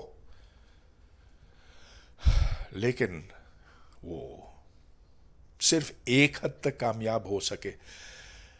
نتیجہ یہ کہ ہندو اور مسلم میں سائنس اور جدید علوم کے لحاظ سے فرق جو پہلے کم تھا بڑھتا چلا گیا. سن 47 میں جب پاکستان بنا تو آپ دیکھیں کہ شاذ و نادر ایسے پاکستانی تھے جو سائنٹسٹ کہلانے کے حقدار تھے. اور جو آج ہم بڑے نام تلاش کرتے ہیں نا اس زمانے کے، تو کون نام آپ کے ذہن میں آتے ہیں ماں سوائے عبدالسلام کے؟ ایک ہیں سلیم الزمان صدیقی، لیکن آپ نے شاید ان کا نام نہیں سنا ہوگا. بہت زبردست کیمسٹ تھے. وہ کراچی یونیورسٹی میں انہوں نے PCSIR شروع کیا تھا. انہوں نے HEJ لیبز شروع کی تھی. بعد میں عطاء الرحمان نے اس پر قبضہ کر لیا. لیکن Salimuzzaman Siddiqui is the man who started HEJ. But who else? کوئی نام ہی نہیں ذہن میں آتے. اس کے برعکس 1920 میں 1920 میں CV رامن کو نوبیل پرائز ان فزکس ملا تھا. پھر ستیندرا ناتھ بوس، SN بوس، آپ میں سے ادھر شاید فزکس کے کم لوگ ہیں لیکن آپ نے شاید بوزونز کا نام سنا ہوگا. ہاں، bosons comes from Satyendra Nath Bose who worked with Einstein. تو انڈیا میں رہتے ہوئے اس نے آئنسٹائن کو چٹھی لکھی کہ، اور اس زمانے میں بس کوانٹم میکینکس اب ڈسکور ہوئی تھی، تو اس نے لکھا آئنسٹائن کو کہ I think photons should behave in a way that they can be in the same state, momentum state, polarization state. اور آئنسٹائن نے جب اس کو دیکھا تو اس نے کہا کہ یہ کام تو بہت زبردست ہے. اور پھر اس نے اس کے ساتھ خط و کتابت شروع کر دی. اور آج اگر آپ فزکس کی کوئی سی بھی کتاب کھولیں تو آپ کو بوس آئنسٹائن اسٹیٹسٹکس کا حوالہ ملے گا. اور بھی لوگ ہیں، اور کتنے ہیں، Meghnad Saha, also of the 90s 20s 30s. اور پھر بعد میں تو بہت زیادہ ہو گئے. بعد میں پھر یہ ہاں لاہور میں پیدا ہوئے تھے چندر شیکھر کے نام سے ایک اب سیٹلائٹ ناسا نے اس کے نام سے منسوب کیا ہے. غرض یہ کہ کمز 1947 اور بہت بڑا فرق ہو گیا تھا. بلکہ میں تو سمجھتا ہوں کہ دو قومی جو ٹو نیشن تھیوری ہے نا, دو قومی نظریہ, اس کی بنیادی یہی ہے کہ ہم کمپیٹ نہیں کر پائے. اور کمپیٹ اس لیے نہیں کر پائے کہ ذہنی طور پر ہم اس بات پہ اڑ گئے تھے کہ بس جو ہمارے پاس علم ہے سو سب سے اچھا علم ہے, اسے آگے دیکھنے کی ضرورت ہی نہیں. تو آج جو سپارکو بیٹھ گیا ہے وہ اس لیے نہیں ہے کہ یار یہ بیچارہ کوئی میجر جنرل اس کا سربراہ ہو گیا ہے. یہ نہیں ہے کہ پاکستان میں جمہوریت نہیں ہے اور کہ یہاں کرپشن بہت زیادہ ہے. ہاں کرپشن ہے, جمہوریت نہیں ہے. تو بہت سے ملک ہیں جہاں جمہوریت نہیں ہے. سوویت یونین میں کون سی جمہوریت تھی, چین میں کون سی جمہوریت تھی. لیکن سائنسی اعتبار سے, ٹیکنالوجی کے اعتبار سے تو وہ تو بہت آگے ہیں, انڈیا سے بھی آگے ہیں. اصل چیز یہ ہے سائنسی ذہن, اور وہ طرز فکر. سائنس بنیادی طور پر طرز فکر ہے. It's a way of looking at the world. توہمات بہت ہیں انڈیا میں. ہاں ادھر یہ رشی اور یوگی اور مہارشی اور ایسے ایسے عجیب لوگ ہیں, اور وہ آپ کو پتہ ہے کیا جو جس کی وہ پوجا کرتے ہیں, گائے کی پوجا کرتے ہیں, اس دیوتا کی پوجا کرتے ہیں, ان کی الگ روایات ہیں. مگر ایک بات نوٹ کیجیے, وہ بیٹھ کر صبح و شام وید نہیں پڑھتے. وہ جھک جھک کر ایسے کر وہ رامایانہ نہیں یاد کرتے یا اپانشد نہیں یاد کرتے. وہ نارمل سائنس کرتے ہیں. اور ہاں یہ لوگ ہیں ان میں رشی اور مہارشی اور سارے, لیکن ان کا کوئی ایفیکٹ نہیں مین سٹریم سائنس کے اوپر. دیکھیں جو اس چندریان کے مشن میں ہیں, آپ نے جس کو دیکھا, ہاں وہ ہو سکتا ہے کہ مندر سے آئے ہوئے ہوں, لیکن جب انہوں نے اپنی فزکس اور اپنی انجینئرنگ پڑھی تو اس میں اس کی کوئی مداخلت نہیں تھی. They kept science away from what ever they believe in. یہ کام اگر ہم کریں تو یہ بنیاد بنتی ہے پھر سائنس کو بڑھنے کی, سائنس کو آگے لے جانے کی. یہ جو ایکوپمنٹ خریدنا اور سلیبس کو بدلنا اور یہ کرنا وہ کرنا نہیں, وہ نہیں. You have to now think and behave in the way that the rest of the world thinks and behaves. تو بس اتنی سی بات تھی, اور اب آپ کے سوال جواب کا انتظار ہے. اگر کسی کی میں نے دل آزاری کی ہے تو میں معافی مانگنا چاہوں.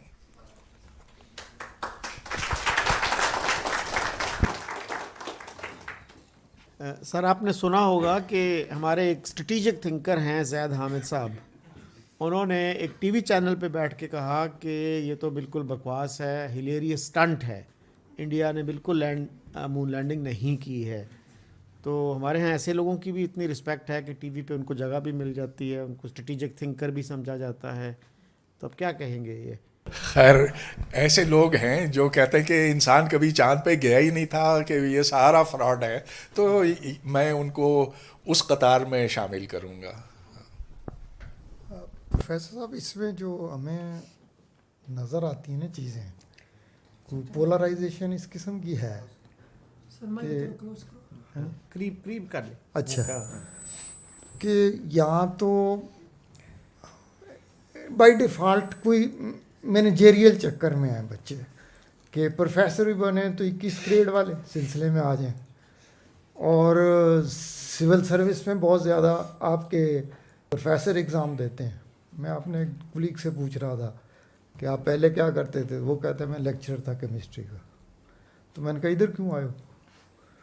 تو اس نے بتایا بس مطلب ادھر باسکٹ پہن کے آپ بیٹھ جاتے ہیں. اور دیکھیں یہ جو چیزیں اب یہ کہاں سے خرابی آئی ہے جب آپ تلوار لے کے اور یہ وہ مفت پہ قبضہ کریں اور ملکوں پہ, تو آپ کے اندر ایک چیز کریٹ ہو جاتی ہے کہ یہ کام زیادہ آسان ہے. لیکن دنیا ساتھ ساتھ بدلتی جاتی ہے تو وہ آپ کو پھر وہاں پہ مشکلات پیش آتی ہیں. جی بالکل آپ صحیح کہہ رہے ہیں, اور اسی مشکلات طرح تو پیش آپ کی آتی پھر. آئی آئی ٹیز کا بہت فرق آ گیا, یہ مسائل ہیں. اور یہ جب تک یہ تھنکنگ نہیں بدلے گی, یہی جو آپ نے کہا کہ سائنس کو علیحدہ کیا ہے, اور دوسرا پھر اگر کوئی شروع میں ہمیں پتہ لگ جائے کہ شاید یہ کوئی آگے جا کے بڑا سائنسدان بن جائے گا, تو اس پر اس قسم کی بمبارڈمنٹ ہوتی ہے, اس کو پولرائزیشن کی دوسری طرف گھسیٹا جاتا ہے.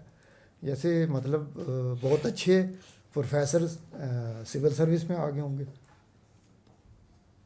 اٹریکشن ادھر زیادہ. اچھا اور چیزیں اس طرح کی کہ ماحول ایسا کریٹ کیا کہ وہ لوگ ادھر سے ادھر آ گئے. تو انہیں کہا کہ یہ ذرا ایزی وے ہے, اس میں کہاں پڑ جائیں گے, یہ کہاں پاکستان میں سچویشن اس طرح کی کریٹ کی. ایون عبدالسلام کی آپ دیکھ لیں کہ اس کو کس طرح کی پذیرائی ملی جس لیول کا وہ سائنٹسٹ. ہاں ٹھیک ہے, پولرائزیشن ہے. ویسے دیکھیں یہ بات آپ نے بالکل ٹھیک کی کہ اگر آپ سول سروس میں چلے جائیں نا تو زندگی بڑی سہل ہو جاتی ہے, اور اگر کسٹمز میں آپ کو مل جائے تو بس اس سے بہتر کچھ نہیں. سر یہ آپ کی ایک بک میں نے پڑھی تھی, اسلام اینڈ سائنس, بہت اچھی بک تھی. میں کافی کچھ نا یعنی اس سے ایک ویژن میرا آپ سمجھ لیں ذہن کھلتا ہے. تو یہ سائنس کی دیکھا جاتا ہے ایکسیپٹنس ہمارے معاشرے میں نہیں ہے. یعنی انجینئرس اور ڈاکٹرس ہیں وہ بھی آفیسز میں یہی باتیں کرتے ہیں کہ پلاٹس اور ان چیزوں کی پراپرٹی کی. تو یہ اس کو ایکسیپٹنس کو بڑھانے کے لیے اگر ہم جیسے آپ نے اپنی بک میں بات کی تھی معتزلہ ایک تھیولوجی تھی, ریشنل تھیولوجی, اس کو اگر ہم ریوائیو کرنے پہ کوئی کوشش کریں تو آپ سمجھتے ہیں اس سے ایکسیپٹنس بڑھ سکتی ہے سائنس کی ہمارے معاشرے میں؟ ہاں بنیادی طور پر تو سائنس ایک ریشنل انٹرپرائز ہے نا, کہ آپ اس بات پہ اصرار کرتے ہیں کہ دنیا میں جو کچھ ہوتا ہے اس کے پیچھے ایک سبب ہے, اور وہ سبب مادی ہے, اس سبب کو آپ تلاش کر سکتے ہیں. آپ یہاں ریشنلٹی کیسے پھیلا سکتے ہیں؟ میرا خیال ہے کہ جیسے اب ہماری گفتگو ہو رہی ہے اس طرح سے ہم کوئی جذباتی بات نہیں کرنا چاہتے, ہم عقل سے کام لینا چاہتے ہیں اور ایموشن سے نہیں. تو یہ بات ہمیں اور آگے پہنچانے کی ضرورت ہے. اور اب ہمارے سامنے جو ناکامی ہے وہ اس قدر واضح ہو گئی ہے کہ کوئی اس سے منہ چھپا نہیں سکتا. تو آپ کے پاس اب یہ ایک بڑی قوی دلیل ہے, بڑی مضبوط دلیل ہے کہ بھائی وہی کرو جو باقی دنیا کر رہی ہے. اپنا کوئی رستہ تم نہیں نکال سکتے. وہ تو ہم نے دیکھ لیا, 1000 سال سے گاڑی پھنس گئی ہے, آگے چل نہیں رہی ہے. آپ نے یہ دیکھا تھا کہ وہ دور تھا 9ویں سے لے کر 13ویں صدی تک کا جس میں مسلمانوں نے بڑی زبردست ایجادات کی, بڑی نئی انکشافات ہوئیں, یہ علم ڈھونڈا وہ ڈھونڈا, الجبرا کی بنیاد رکھی الخوارزمی نے, آپٹکس کی بنیاد رکھی الفارابی نے, وغیرہ وغیرہ. وہ بہت بڑے بڑے کام تھے. لیکن یہ سب کچھ بیٹھ گیا جب آپ نے یہ کہا کہ سائنس تو ہم مانتے نہیں, سائنس خلاف اسلام ہے. ہاں خلاف اسلام اس لحاظ سے کہ ہر چیز کے پیچھے وجہ نہیں ہوتی, وجہ اللہ کی ہوتی, مادی وجہ نہیں ہوتی. ہم اس کے برعکس یہ کہتے ہیں کہ مثال کے طور پر کوئی بیماری ہے, ایڈز آ گیا, یہ کوئی قہر نہیں ہے. زلزلہ آتا ہے اس کے پیچھے ایک مادی سبب ہے. ٹیکٹونک پلیٹس آپس میں ٹکراتے ہیں. یہ اس لیے نہیں کہ آپ کے گناہ آپ کے پاپ ہیں اس کی سزا مل رہی ہے. No, it is some movement under the ارتھ.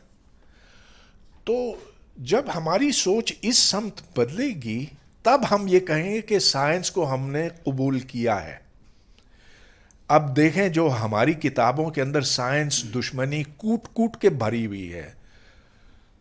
ویسے تو اور بہت سی چیزوں میں, لیکن سب سے زیادہ واضح وہ ہوتی ہے نظریہ ارتقاء میں جو بایولوجی کی بنیاد ہے. آپ وہ بنیاد ہٹا دیں تو پورا جو بایولوجی کی عمارت ہے نا وہ گر جائے گی. تو جب تک ہم ان چیزوں کو ٹھیک نہیں کرتے تو پھر بس یہ گاڑی ایسی چلتی رہے گی. السلام علیکم سر. میں 2 باتیں کرنا چاہوں گی. پہلے تو بالکل آپ کی بات سے اتفاق کرتے ہوئے کہ ریلیجس انٹرپریٹیشن بہت غلط کر دی جاتی ہے جس کی وجہ سے انٹلیکچوئل پروگریس رک جاتی ہے. پاکستان میں بھی یہی المیہ ہے کہ ریلیجس فیکشنز بن چکے ہیں جس کی وجہ سے انٹرپریٹیشن اس طرح کی ہو جاتی ہے کہ انٹلیکچوئل پروگریس نہیں ہو پاتی ہے, کہ لوگوں کو لگتا ہے کہ پتہ نہیں اسلام یا مسلمان پیچھے رہ گئے اور اسلام روکتا ہے ان سب چیزوں سے. The second point that I want to ask you is that کہ کیوں ناسٹ JIK اور UET کے بچے جو ہیں وہ کمپیٹ نہیں کر سکتے IIT کے ساتھ؟ کیا وجہ ہے ان کے کریکولم میں, ان کی ٹریننگ میں, یا پروفیسرز کے سسٹم میں, یا پروفیسرز کے ٹریننگ میکانزم میں کہ وہ بچوں کے اندر وہ انٹلیکچوالٹی جو ہے وہ ٹرانسفر نہیں کر پا رہے ہیں, یا ان کو وہ سمجھا نہیں پا رہے ہیں جو اس وقت انڈیا نے کیا ہے, یا جو اس وقت انڈین اسٹوڈنٹس کر رہے ہیں, یا جو, کیونکہ ہم تو سب سے زیادہ اگر ہم کمپیریزن کریں گے تو اپنے ساتھ والے ملک کے ساتھ ہی کریں گے نا, اسپیشلی جن کے ساتھ ہماری ایک لانگ ٹرم ہاسٹیلٹی چل رہی ہے. تو پھر اس لحاظ سے what do you suggest about that what is the reason behind this lag in the intellectuality? Thank you. Okay, first of all, I will tell you what is not the reason. اس سے پھر ہم اس کے بعد reason کی طرف آئیں گے. ایک طویل عرصے تک یہ کہا جاتا تھا کہ پاکستان میں تعلیم کے حالات اور خصوصاً انجینئرنگ اور سائنس کی تعلیم کے حالات بگڑے ہوئے ہیں اس لیے کہ ہمارے جو پروفیسران ہیں ان کو ٹھیک تنخواہ نہیں ملتی ہے. اچھا, یہ بات مجھے ہمیشہ ذرا عجیب لگتی تھی, لیکن جب میں انڈیا گیا تو میں نے دیکھا کہ ادھر کے پروفیسر جو ہیں, فل پروفیسر جو ہیں, ہمارے جو لیکچررز ہیں اس جیسا اس لیول پر رہتے ہیں.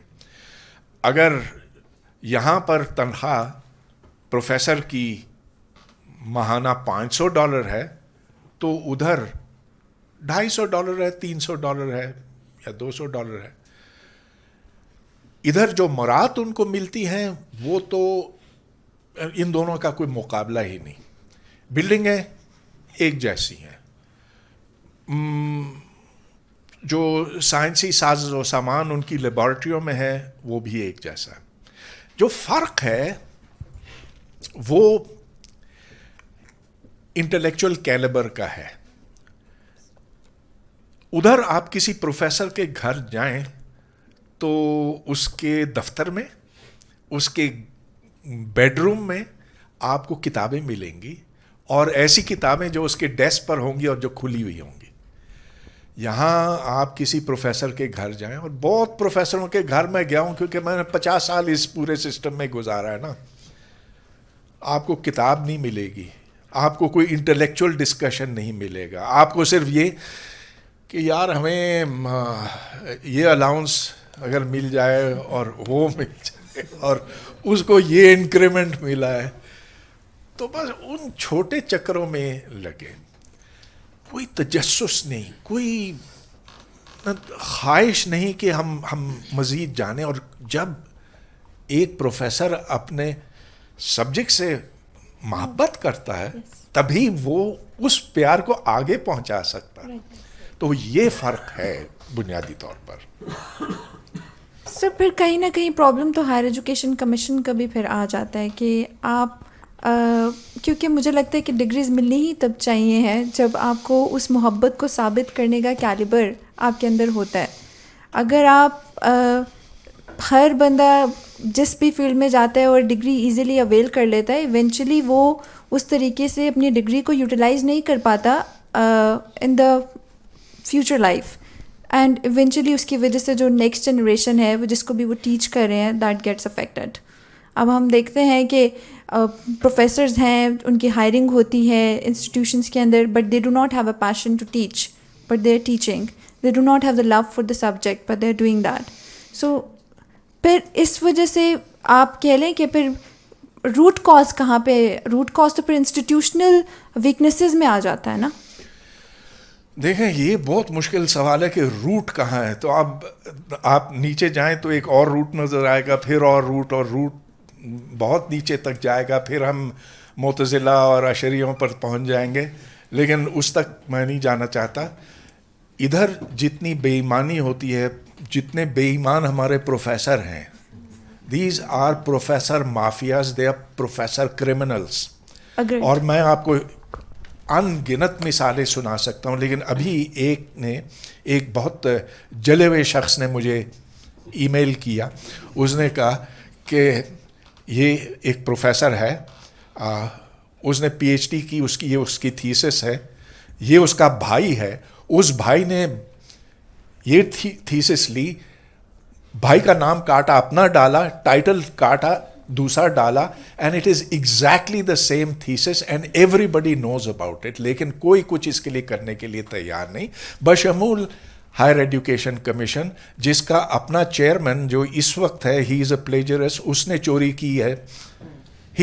دے are all thieves. Atta ur-Rahman who is the founder of HEC، میں آپ کو بتا نہیں سکتا کہ اگر اس کا پول کھول دیا جائے، کھلا ہے، بار بار کھلا ہے.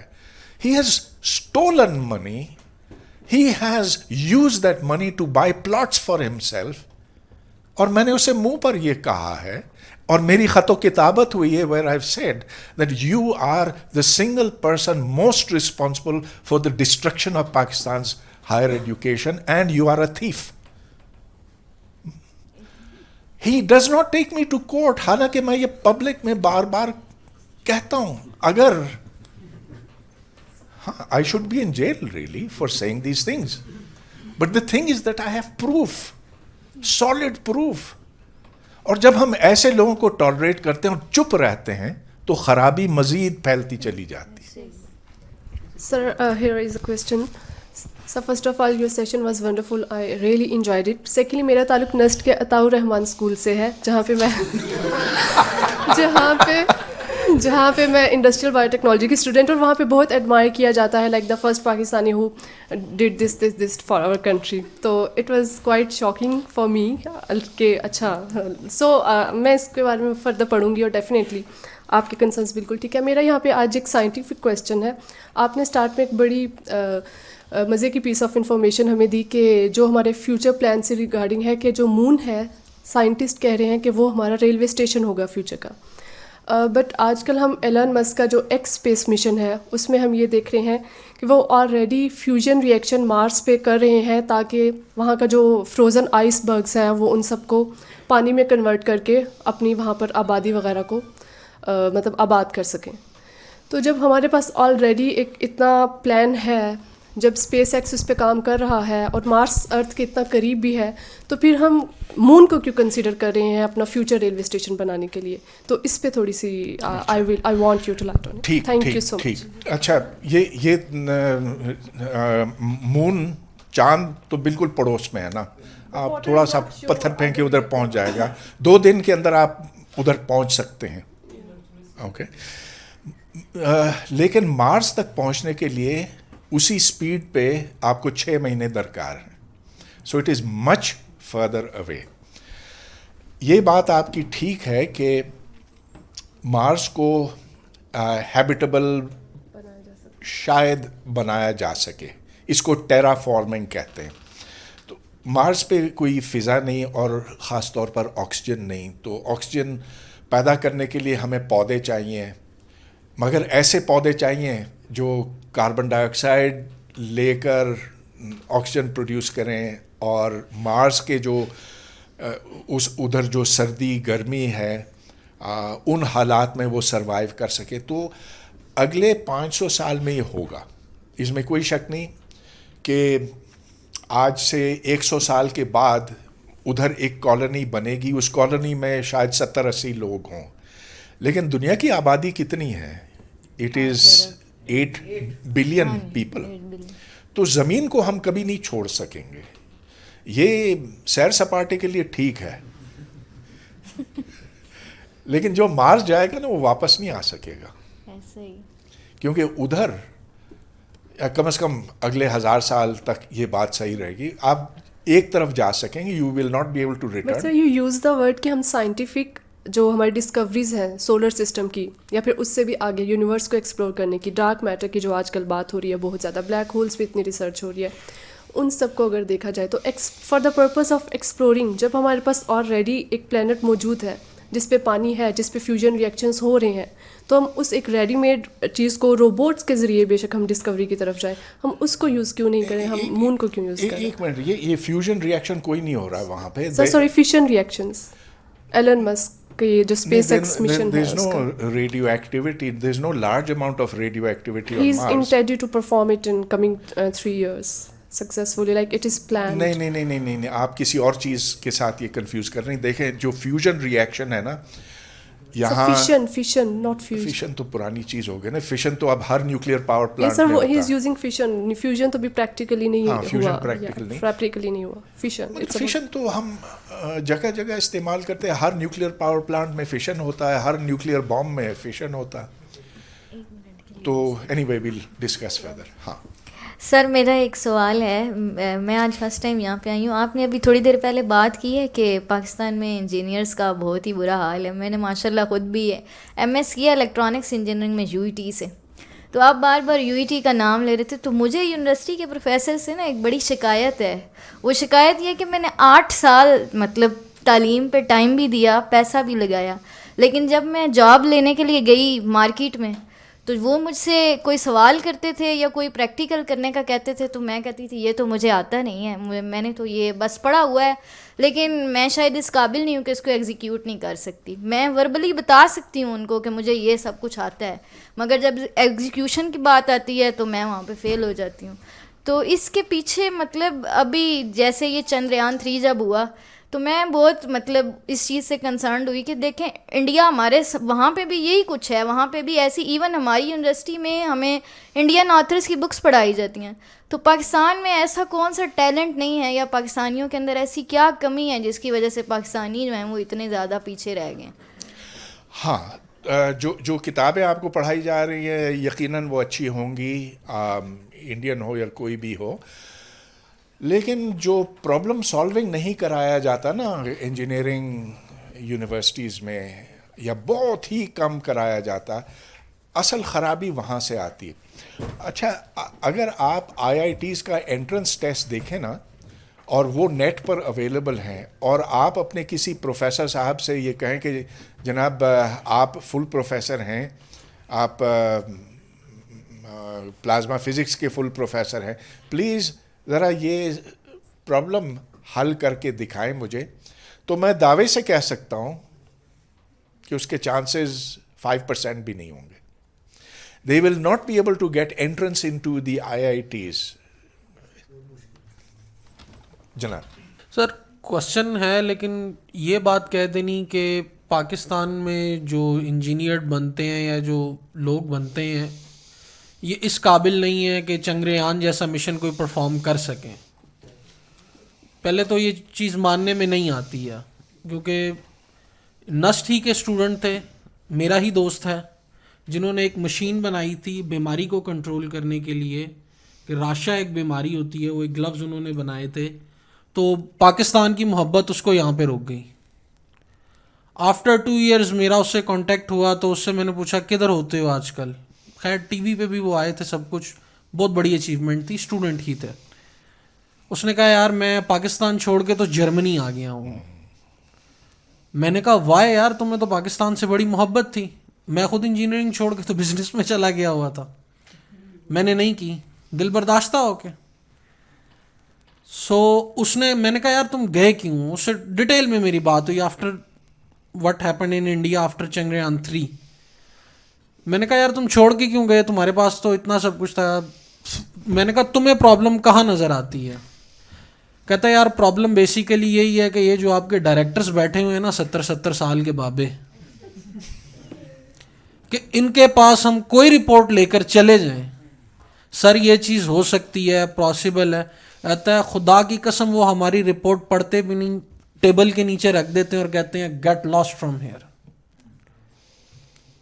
सर वो एक प्रॉपर साइंटिस्ट का ग्रुप है जिन्होंने इतनी बड़ी मशीन इन्वेंट की है, और अब वहाँ पे पता नहीं कितनी कितनी वो इन्वेंशंस कर रहे हैं चाइनीज़ के साथ मिलके, और सब पाकिस्तानी लड़के, 60 लड़कों को मैं खुद जानता हूँ जो इसी तरह यूईटी नस्ट के पढ़े हुए हैं, लम्स के, सॉरी लम्स तो खैर नहीं, यूईटी नस्ट जीकी के. तो वाकई प्रॉब्लम क्या यही है हमारे डायरेक्टर्स, ये सब.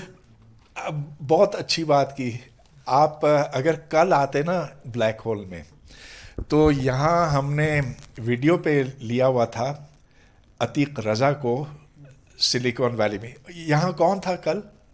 अच्छा हाँ जी, हाँ कोई 6-7 लोग थे.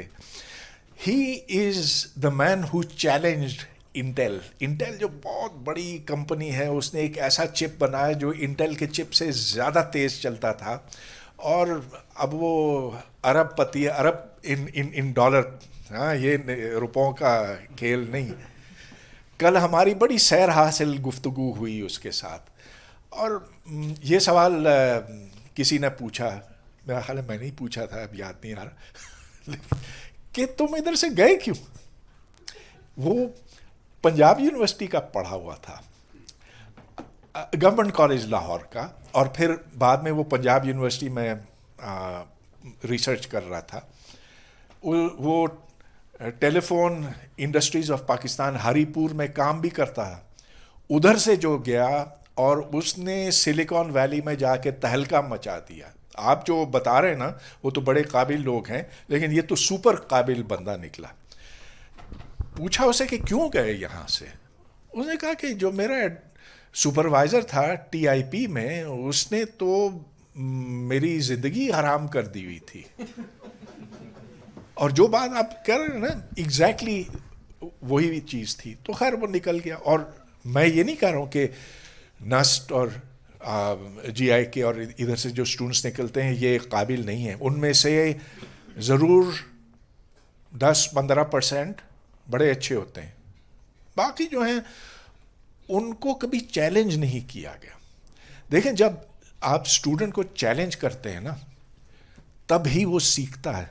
अब मैं आपको बताऊंगा कि जब मैं एमआईटी में था, हमें वही असाइनमेंट, वही किताबें मिलती थी पढ़ने के लिए जो यहाँ कायद-ए-आज़म यूनिवर्सिटी में मैंने बाद में पढ़ाई. फ़र्क ये कि उधर जो असाइनमेंट्स मिलते थे उससे तो रातों की नींद हराम होती थी. इतने मुश्किल कि बस जब तक आप उसके ऊपर सोचते ना रहें, जब तक आप उसके ऊपर मेहनत ना करते रहें, तो आप उस कोर्स में पास भी नहीं हो सकते, उस एग्ज़ाम में पास नहीं हो सकते. तो किताबें आपकी जो हैं वो ठीक हैं, लेकिन जो चैलेंज है ना, जितना आपको खींचा जाता है उधर और इधर, फ़र्क उससे पड़ता है. और जब आप इंडस्ट्री में जाते हैं तो फिर you always have to solve a new problem. फिर आपके अंदर जो सलाहियतें हैं वो बरूई कार आती हैं. तब आप नई कोई चीज़ ईजाद करते हैं, तब आप एक नया इक्विपमेंट बनाते हैं या नया प्रोसेस ईजाद करते हैं वगैरह. It all depends on the challenge. काबिलियत सब में है. अस्सलाम वालेकुम. All the talk was very nice, और सारों के जो सवालात हैं वो भी बहुत मज़े के थे. तो उनसे I want to ask something कि हमने इंस्टीट्यूशंस को बुरा भला कहा, हमने लोगों को बुरा भला कहा, यहाँ तक हमने लाइक इन द टॉक्स हमने ये भी कहा कि जो है ना इंटेलेक्चुअली पाकिस्तानीज़ को थोड़ा स्ट्रगल करना पड़ता. I want to ask just, it's a very basic and a simple question, कि हमारे यहाँ पे एक कॉन्सेप्ट है बेसिक नीड्स. دا انٹلیکٹ جو اس جگہ استعمال ہونی تھی شاید وہ بیسک نیڈس پہ زیادہ استعمال ہو رہی ہے. Don't you think? Like for example for me I am a graduate of space science, so not exactly میری بیسک نیڈ ساری پوری ہو رہی ہیں. میرے اماں ابا اتنے الحمد للہ کما رہے ہیں کہ مجھے بیسک ساری چیزیں وہ مل رہی ہیں کہ مجھے سوچنا پڑ رہا ہے کہ میں اسپیس سائنس میں یہ کر سکتی ہوں, یہ کر سکتی ہوں, یہ کر سکتی ہوں. لیکن on a basic level of Pakistan کا اگر ہم سوچیں تو مور اور لیسر پیپل ان کی پہلی سوچ یہی ہوتی ہے اچھا مجھے جاب چاہیے, کتنے پیسے چاہیے, کیوں چاہیے, کیونکہ مجھے یہ چیزیں اپنی بیسکلی پوری کرنی ہے.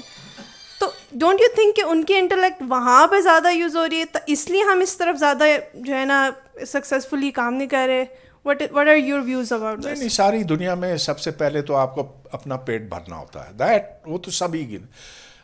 ہمارے یہاں پیٹ جب بھر جاتا ہے بس اس سے آگے ہم سوچتے نہیں ہیں. اب آپ اسپیس ٹیکنالوجی میں ہیں, اچھا میرا سوال پہلا تو یہ ہوگا کہ واٹ از سپارکوس پروگرام, اور کیا انہوں نے آپ کو کوئی ایسا ٹاسک, ایسا کام دیا ہے جو آپ کر سکتی ہیں اور جو ایک بڑے پروگرام کا حصہ ہوگا؟ مثال کے طور پر اگر ہمارا کوئی سیٹلائٹ پروگرام ہوتا, would you be designing let's say the telemetry for that satellite? کیا آپ اس کے نیویگیشن کا کوئی ایکوپمنٹ بنانے پہ لگا دی گئیں؟ یہ کافی نہیں ہوتا کہ بس آپ کو گریڈ 18 کی نوکری مل گئی اور یہ آپ کا ڈیسک ہے اور ادھر آپ بیٹھیں گی سارا دن. ایک سپارکو کا ایمپلائی ہے, اس نے مجھے یہ بتایا کہ ہمارے ہاں تو انٹرنیٹ بھی نہیں ہے, ہمیں بس بٹھا دیا جاتا ہے ڈیسک کے اوپر, اور انٹرنیٹ اس لیے نہیں کہ سیکیورٹی. ہاں اب یار سیکیورٹی کیا, آپ کچھ کر بھی نہیں رہے تو سیکیورٹی کیا؟ نہیں, آئی ایم ناٹ ود اسپارکو, میں اسپارکو کے انڈر کام نہیں کر رہی. ہاں I am a graduate of space science, basically میں نے IST سے پڑھا, تو آئی نو جو آپ بات کر رہے ہیں, I am very disappointed in SUPARCO in every sense. ان سے ہم نے if we are like as students کوئی ریسرچ ہمیں چاہیے اور ہم ڈیٹا GIS کا ڈیٹا یا RS کا ڈیٹا ہم ان سے مانگے تو وہ بھی اس میں بھی جو ہے نا ہزاروں میلز کے بعد اور جو ہے نا لیٹرز کے بعد آپ کو جو ڈیٹا ہوتا ہے اس کا بھی شاید 1/4 حصہ بھی نہیں ملتا. تو نو ڈاؤٹ اس حساب سے اسپارکو آئی وڈ سے جہاں تک میرا ایکسپیرینس ہے یہ رہا ہے کہ جب تک وہ under the influence of a certain force ہے تو تب تک تو وہ کہیں پہ بھی نہیں جا سکتا انلیس جو ہے نا پرائیویٹائز کیا جائے ریسرچ کو. آئی بلیو ریسرچ کو جب تک پرائیویٹائز نہیں کرتے نا تب تک وہ کہیں نہیں جاتی. جب تک وہ کسی فورس کے انڈر رہتی ہے نا یا کسی پریشر کے انڈر رہتی ہے تو وہ آگے نہیں جا سکتے. چلیے ٹھیک, آگے. السلام علیکم. وعلیکم السلام. میرا کوشچن ایک تو یہ ہے کہ آپ نے کہا کہ چندریان 1 بھی گیا اور 2 بھی گیا, لیکن آپ نے چندریان 2 کو کہا کہ انہوں نے ٹکرایا ہے ان سے تاکہ واٹر کے مالیکیولز کو پتہ. نمبر 1 تھا. تو کیا انہوں نے اس پروگرام کے اندر کہاں تک کامیابی حاصل کی, کہاں تک انہوں نے ریسرچ کی؟ دوسرا میرا یہ تھا کہ یہاں دوسری بحث بھی جاری ہے تو ہم ٹو دی پوائنٹ کی بات کرتے ہیں, جیسے کہ بہت سی ڈسکشن میں نے دیکھی ہیں اس میں لوگ ٹو دی پوائنٹ نہیں رہتے. پروفیسر ہیں, لیکچر دے رہے ہوتے ہیں, بات ایک کرتے ہیں دوسری پہ پہنچ جاتے ہیں. اس طرح سپیکرز ہوتے ہیں, وہ آتے ہیں جو ٹاپک دیا جاتا ہے اس پہ بات نہیں کرتے, دین اگر بات چلے. اس طرح پولیٹیشین کسی چیز کے اوپر افتتاح بھی کرنے جاتے ہیں نا تو وہاں میاں دے نعرے بجن گے, عمران خان آئے گا, سیم کیا چیز ہے. ہم مطلب ٹو دی پوائنٹ ہمارے اندر ہے ہی نہیں کہ ہم جو کام کرنے آئے ہیں, پروفیسر ہیں, ڈاکٹر ہیں, انجینئر ہیں, سائنٹسٹ ہیں, کوئی بھی چیز ہے, تو یہ ٹو دی پوائنٹ کا ہمارے اندر بہت بڑا مسئلہ ہے کہ ہم اپنی راستے سے مین چیز سے ہٹ جاتے ہیں. اور دین میرا جو لاسٹ کویسچن ہے وہ ہے کہ آپ انجینئرس کی بات کریں, نسٹ کی, سب کی بات کر رہے ہیں, لیکن اگر آپ لوکل انجینئرس کو دیکھیں جو مکینکس ہیں, ان پڑھ مکینکس, وہ بہت ہی قابل اور بڑے عزت دار, میں کہتا ہوں کہ پاکستان کے لیے وہ ایسٹس ہیں. جیسے کہ برا والے کے اندر ایک آدمی نے, وہ مکینک تھا ان پڑھ, اس نے ایک وہ جہاز بنا لیا خود ہی اڑنے والا, تو اس کو پولیس پکڑ کے لے گی. اب دیکھیں نا کہ سمپل ہو, چیک تو کرے اس پہ کیا ہو رہا ہے. تو میں یہ لوکل کے اوپر آپ کیوں نہیں انویسٹمنٹ کرتے, ان سے آپ کیوں نہیں کرتے؟ جو بات آپ نے کی نا میرے دل کی ہے, بالکل دل کو لگی ہے. جو ہمارے بہت یہ جو موٹر میکینک ہیں بڑے ذہین ہوتے ہیں, एका दुका शायद ना भी हों, लेकिन वो प्रोफेसरों से कहीं ज़्यादा ज़हीन है। और ख़ास तौर पे आजकल की जो गाड़ियाँ हैं उनमें वो कार्बोरेटर नहीं होता, वो फ्यूल इंजेक्शन होता है, उनमें इतनी इलेक्ट्रॉनिक्स होती है, उसमें ये होता वो होता है, यार कुछ समझ ही नहीं आता कि है क्या, लेकिन they have all figured it out. अब मेरा एक मैकेनिक है इधर फायर ब्रिगेड के पास, उसने एक गाड़ी बनाई जो रावल लेक में भी चलती है। अनपढ़ है। सर मैं जानता हूँ सर, कौन? खड़ा मार्केट में जो बैठा हुआ, बशीर नाम है उसका। जी जी जी। अच्छा,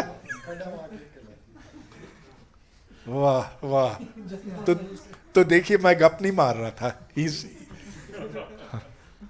and I will ask him to come and give a talk over here. हाँ, कि यार तुमने ये कैसे सीखा, how did you learn about, ये जो एक इंजन जब खुलता है उसके 50-100 मुख्तलिफ हिस्से होते हैं और बड़ा ही, और उसको चलिए आपने खोल तो दिया, जोड़ना वापस वेरी डिफिकल्ट।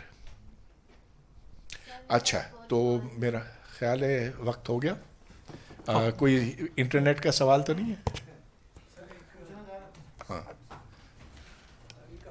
यस जी। एक और सवाल है कि मेरे जो हस्बैंड है ना वो एटॉमिक एनर्जी में होते हैं, तो जब ये चंद्रयान 3 हुआ ना तो मैंने उनको कहा कि आप 15-16 साल हो गए हैं जॉब में हैं एटॉमिक एनर्जी में, तो आपने क्या किया? आप तो कुछ भी नहीं करते, वहाँ जाते हैं आके कहते हैं मैं वहाँ लोहा कूटता हूँ वापस आ जाता हूँ, तो आप लोग क्यों नहीं कुछ करते हैं? वो कहते हैं हमारे जो ऊपर बैठे हुए हैं, हम जब उनके पास, यही जो इधर थोड़ी देर पहले बात हुई कि जब भी हम कोई प्रपोज़ल लेकर जाते हैं वो उस फाइल को ऐसा नीचे दबाते हैं कि वो बस अगली 7 सदियों तक वो नहीं मिलती कि वो प्रपोज़ल कहाँ चला गया। तो हम कब जाएंगे चांद पर? बस मेरा तो यही कंसर्न है कि हम भी चांद पर जाएं, कुछ अच्छा करें पाकिस्तान के लिए। जाहिर सी बात है इतने पढ़े लिखे लोग हैं लेकिन वो यहाँ पे एक्सप्लॉइट होते हैं, मार्केट में जाके उनकी कोई वैल्यू नहीं है, वही कुछ है, बस बेचारे खपते रहते हैं, तंग आके बाहर चले जाएंगे, बस यही हो रहा है पाकिस्तान में। ऐसे सवाल से मियाँ से नाराज़गी तो नहीं हो गई? सर एक आखिरी सवाल। अस्सलाम वालेकुम सर। सर मेरा सवाल भी है आपसे और दूसरा एक सजेशन भी आपसे चाहिए। It will be more of a motivation, क्योंकि हम स्टूडेंट जो हैं वो उसका डायरेक्ट ताल्लुक है इससे। सो वी बहुत था like aerospace engineering final year students, और मेरा प्रोजेक्ट था रॉकेट प्रोपल्जन का रीजनरेटिव कूलिंग सिस्टम डिज़ाइन करने का, और अब्दुल्ला का था एक लॉन्च व्हीकल सिस्टम का कंट्रोलर डिज़ाइन करने का। सो अब्दुल्ला ने रिसेंटली अपना पेपर ही पब्लिश किया अपने प्रोफेसर के साथ। तो सर मैं आपसे पूछना चाहता हूँ कि अगर हम ओवरऑल देखा जाए as compare to other countries, तो अभी मैं ग्रेजुएट हो जाऊंगा, मेरे पास अपॉर्चुनिटीज़ होंगी बाहर कंट्री में जाके मास्टर्स करने की, रिसर्च को आगे लेके बढ़ने की। बट अगर अपनी कंट्री में देखता हूँ तो क्योंकि मेरी यूनिवर्सिटी स्पार्को के बिल्कुल साथ है इस्लामाबाद के, तो 4 सालों हमें आज तक लाइक कोई एक प्रोजेक्ट का अंदाज़ा नहीं हुआ कि उनकी सीक्रेसी इतनी ज़्यादा है। हम ये नहीं पता वो कर भी रहे नहीं कर रहे, बट सीक्रेसी इतनी ज़्यादा है कि हमें कभी अंदाज़ा ही नहीं होता कि वो कर क्या रहे हैं, कि इनका 2030 2040 प्लान क्या है। तो हमें बहुत लाइक अफसोस होता है इस बात से कि लाइक अमेरिका आर्टेमिस 1 कर रहा है, आर्टेमिस 2 भी इनका होना है, देन आर्टेमिस 3 पे जाएंगे वो। कल जैक्सा का एक और लॉन्च है, एक और वो दोबारा टारगेट कर रहे हैं अपने एक उनके LIS में उनके एक नया स्पेस क्राफ्ट है जो लैंड करना चाह रहे हैं अगेन मून पे। तो हमें बहुत अफसोस होता है कि हमारी कंट्री में इस वक्त कोई सा प्लेटफॉर्म अपॉर्चुनिटीज़ नहीं जहाँ पे हम अपनी रिसर्च को या अपने पोटेंशियल को, जैसे मुझे एज अ प्रोपल्जन के अंदर बहुत ज़्यादा इंटरेस्ट है और उसी को मैं परस्यू करना चाहता हूँ, तो हमें बहुत ज़्यादा अफसोस होता है कि हमारी इस वक्त कोई अपॉर्चुनिटीज़ नहीं है। बट हम एज ए स्टूडेंट कि अगर मैं कल को, जैसे इंडिया में APJ कलाम था, AP में नम्बियन नायरेनू था जिन्होंने अपने स्पेस प्रोग्राम को आगे बढ़ाया, तो हम स्टूडेंट्स के लिए आपकी क्या सजेशन है कि अगर हम इस चीज़ को आगे लेके जाना चाहें तो हम क्या बेसिकली हमें क्या करना चाहिए? भाई देखिए, बात ये है कि अगर आप प्रोपल्शन में इंटरेस्टेड हैं तो प्रोपल्शन में तो शायद इसमें कोई स्कोप ना हो, लेकिन अगर आप रोबोटिक्स में दिलचस्पी लें ना तो कोई ऐसा कंट्रोल मैकेनिज़्म निकाल लें जो नया हो, जिसमें कोई नया फीचर हो। कुछ काम ऐसे हैं जिनकी एप्लीकेशंस और शोबों में होती हैं, लेकिन if you are talking about propulsion, rocket propulsion, तो हाँ उसका स्कोप तो ज़रा कम है। ये सवाल फिर उनसे करना चाहिए कि व्हाई आर यू टीचिंग दो सब्जेक्ट्स, इंजीनियरिंग सब्जेक्ट्स, व्हेन दो सिस्टम्स आर नॉट हियर। और क्या आपका कोई प्लान है, सॉलिड प्लान है कि अगले 5 साल में ऐसे होगा? तो इट्स मिस प्लानिंग। लेकिन फिर आपको भी ना आंखें खोल कर ये देखना होगा कि कहाँ पर आप कंट्रीब्यूट कर सकते हैं और कहाँ पर आपको जॉब मिल सकती है. Look for the job, look for the job prospects.